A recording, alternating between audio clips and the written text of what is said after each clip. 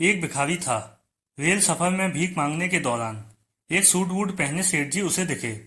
उसने सोचा कि यह व्यक्ति बहुत अमीर लगता है, इससे भीख मांगने पर यह मुझे जरूर अच्छे पैसे देगा। वह उस सेठ से भीख मांगने लगा।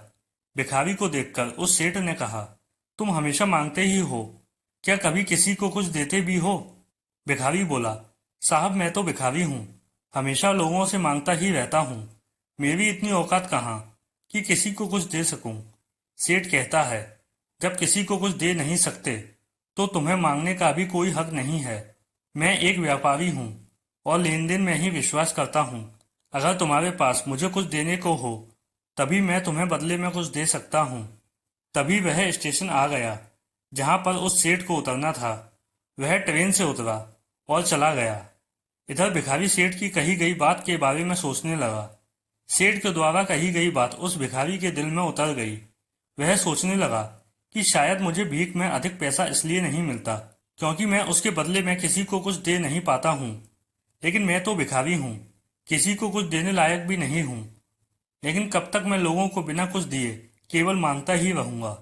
बहुत सोचने के बाद भिखारी ने निर्णय किया कि जो भी व्यक्ति उसे भीख देगा तो उसके बदले में वह भी उस व्यक्ति को कुछ जरूर देगा। लेकिन अब उसके दिमाग में यह प्रश्न चल रहा था कि वह खुद भिखारी है तो भीख के बदले में वह दूसरों को क्या दे सकता है। इस बात को सोचते हुए दिन भर गुजरा, लेकिन उसे अपने प्रश्न का कोई उत्तर नहीं मिला।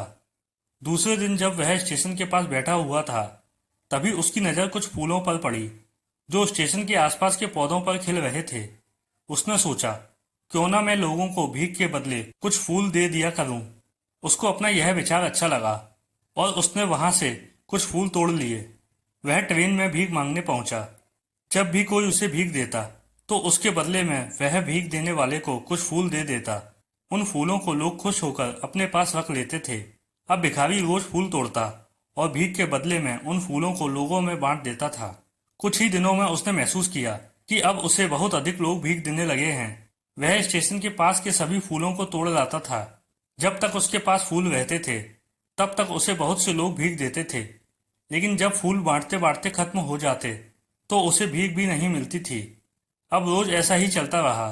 एक दिन जब वह भीख मांग रहा था तो उसने देखा कि वही सेठ ट्रेन में बैठे हैं जिसकी वजह से उसे भीख के बदले फूल देने की प्रेरणा मिली थी। वह तुरंत उस व्यक्ति के पास पहुंच गया और भीख मांगते हुए बोला, आज मेरे पास आपको देने के लिए कुछ फूल हैं, आप मुझे भीख दीजिए, बदले में मैं आपको कुछ फूल दूंगा। सेठ ने उसे भीख के रूप में कुछ पैसे दे दिए और भिखारी ने कुछ फूल उसे दे दिए। उस सेठ को यह बात बहुत पसंद आई। वाह क्या बात है, आज तुम भी मेरी तरह एक व्यापारी बन गए हो। इतना कहकर फूल लेकर वह सेठ स्टेशन पर उतर गया।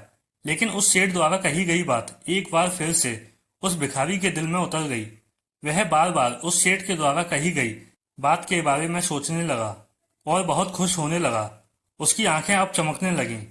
उसे लगने लगा कि अब उसके हाथ सफलता की वह चाबी लग गई है जिसके द्वारा वह अपने जीवन को बदल सकता है। वह तुरंत ट्रेन से नीचे उतरा और उत्साहित होकर बहुत तेज आवाज में ऊपर आसमान की ओर देखकर बोला, मैं भिखारी नहीं हूँ, मैं तो एक व्यापारी हूँ। मैं भी उस सेठ जैसा बन सकता हूँ, मैं भी अमीर बन सकता हूँ। लोगों ने उसे देखा तो सोचा कि शायद यह भिखारी पागल हो गया है। अगले दिन से वह भिखारी उस स्टेशन पर फिर कभी नहीं दिखा। एक वर्ष बाद इसी स्टेशन पर दो व्यक्ति सूट वूट पहने हुए यात्रा कर रहे थे। दोनों ने एक दूसरे को देखा तो उनमें से एक ने दूसरे को हाथ जोड़कर प्रणाम किया और कहा, क्या आपने मुझे पहचाना?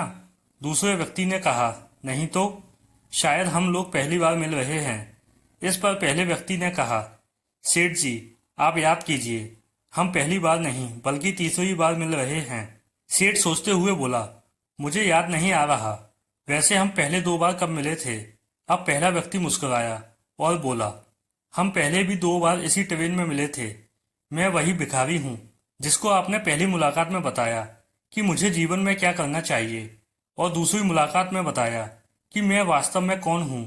नतीजा यह निकला कि आज मैं फूलों का एक बहुत बड़ा व्यापारी हूँ और इसी व्यापार के काम से दूसरे शहर जा रहा हूँ। आपने मुझे पहली मुलाकात में प्रकृति का नियम बताया था जिसके अनुसार हमें तभी कुछ मिलता है जब हम कुछ देते हैं। लेन देन का यह नियम वास्तव में काम करता है। मैंने यह बहुत अच्छी तरह महसूस किया है, लेकिन मैं खुद को हमेशा भिखारी ही समझता रहा। इससे ऊपर उठकर मैंने कभी सोचा ही नहीं था। और जब आपसे मेरी दूसरी मुलाकात हुई, तब आपने मुझे बताया कि मैं एक व्यापारी बन चुका हूँ। अब मैं समझ चुका था कि मैं वास्तव में एक भिखारी नहीं, बल्कि व्यापारी बन चुका हूँ। समझ की ही तो बात है। भिखारी ने स्वयं को जब तक भिखारी समझा, वह भिखारी रहा, और जब उसने स्वयं को व्यापारी मान लिया, व्यापारी बन गया।